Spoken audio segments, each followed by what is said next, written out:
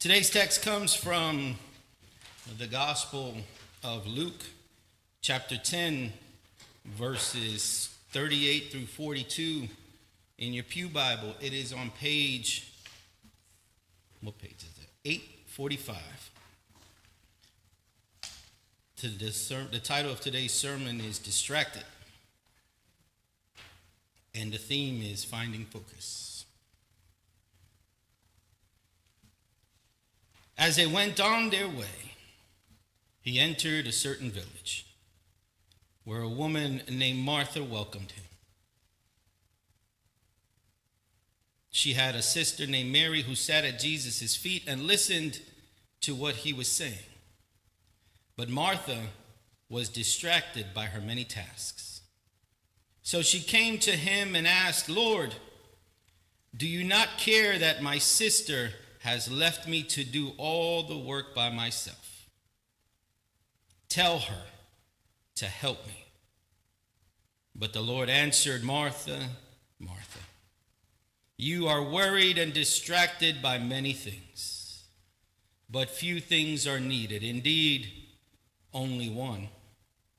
Mary has chosen the better part, which will not be taken from her." The word of the Lord. This text, for many generations and many preachers and teachers, is always developed in the way of the two paths of service.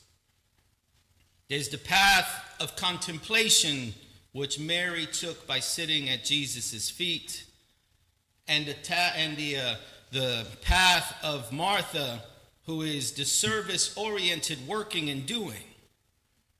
And though that does hold merit, I'm not trying to discredit it.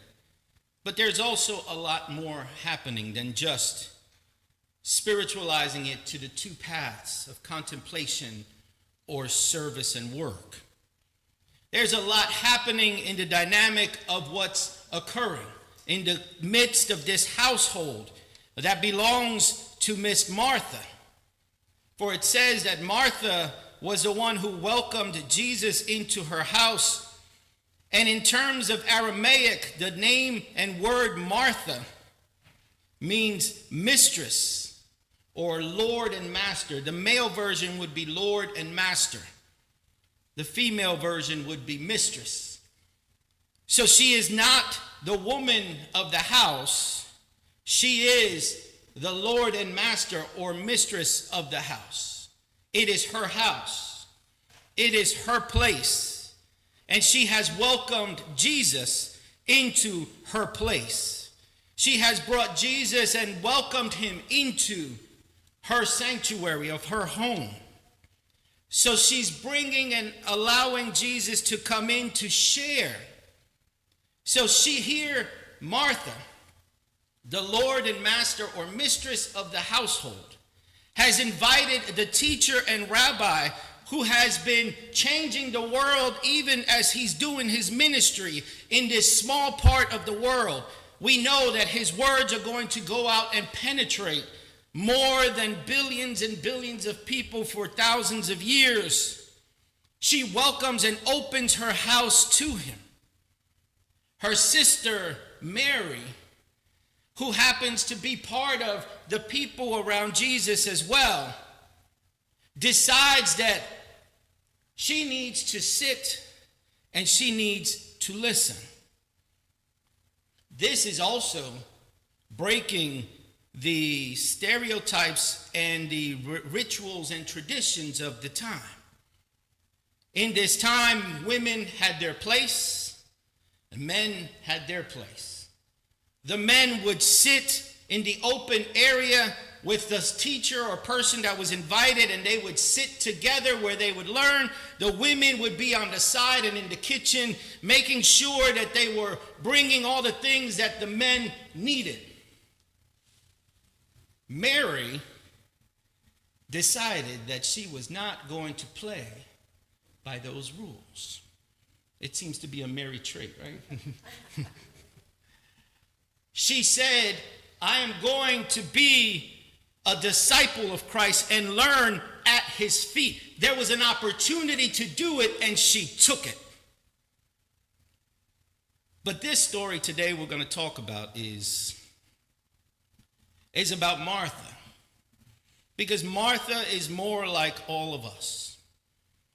Martha was busy being a hostess, making sure everything was in its right place, running side to side.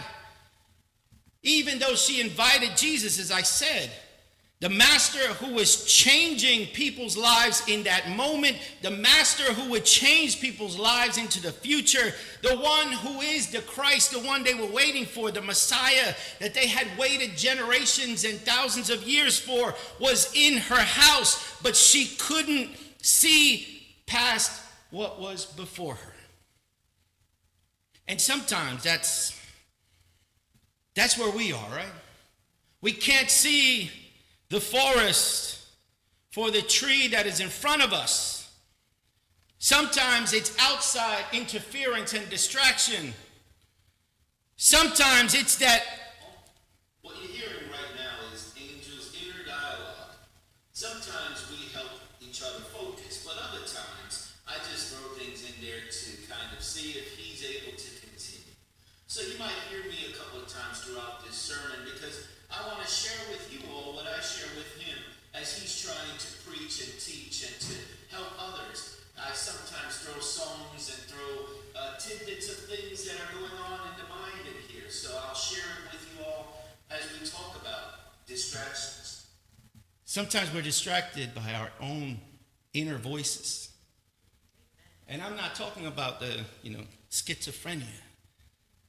I'm talking about the dialogue that is within us. The dialogue that we go through in our heads trying to figure things out. Sometimes it is about the voice and what we're doing and how we do it, but sometimes we're just like all over the place. Sometimes we're just dancing in our minds trying to figure out what's going on. Trying to focus, yet the more we try to focus, the more our mind dances left to right and up and down. The more we're trying to figure out, the more we are distracted. Martha was in this case, in this moment, suffering just that. There was a lot that needed to be done. But as we're talking, our inner voices still keep going, distracting us. Maybe we can't focus enough. Maybe we don't understand why we're going through this. Maybe we can't continue forward because there's something that is distracting us. And we're good at being distracted. We're good at having to do stuff. There's always something that needs to be done, and if it needs to be done, it needs to be done now. Even though when I sit down and do it, I do 80 other things and not the very thing that I came to do. Instead, I'm doing other things that I said I didn't need to do until later, but the thing that I had to do is not getting done because of the other things that I'm distracted by. So you're distracted by the distractions that distracted you from doing the thing that you needed to do. Does that sound familiar? Or maybe it's just me. I'm not as organized as I would like to be. I'm not as, maybe settled as I would like to be. There's always something in my mind.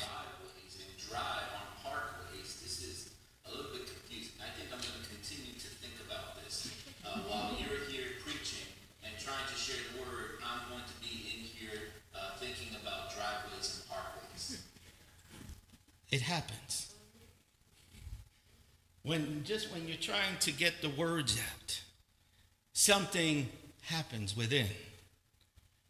It's not easy when it's outside of us, because there are deadlines that need to be done, there are things that need to be done.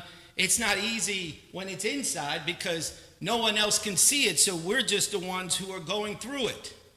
We're the ones who are pushing through or trying to focus once again, but we continue to do stuff while our brains continue to be I don't know, maybe she's blind. talking, trying to figure out what is your distraction? Where is your distraction? What's going on within and around you that are causing these distractions? So I've learned over this journey that distractions are not things that just happen once either. They tend to be secular in our lives. And one of the things that I've come to realize is that I've been living and distracted for a long while. These past 10 years here have been event after event. And then we hit COVID. And then it was the next thing. And then it was the next thing. And then it was the next thing. And just trying to figure out. And one of the things I've come to realize is that for me, maybe not for all of you, because I know all of you are a lot holier than I am. You tend to fall into old habits. You tend to fall into cycles that you thought you had broken. You tend to go back into things that maybe you had left behind or maybe didn't exist yet, but now exist because of the distraction of where you've been. Walking this journey, taking these steps, trying to push forward through, but not focused enough. Trying to understand, but not being able to comprehend. Man, that is such a pain, isn't it?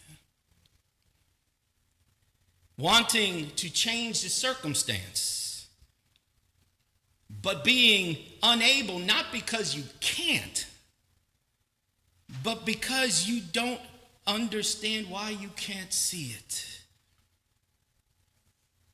Because there's so much happening, one thing after another.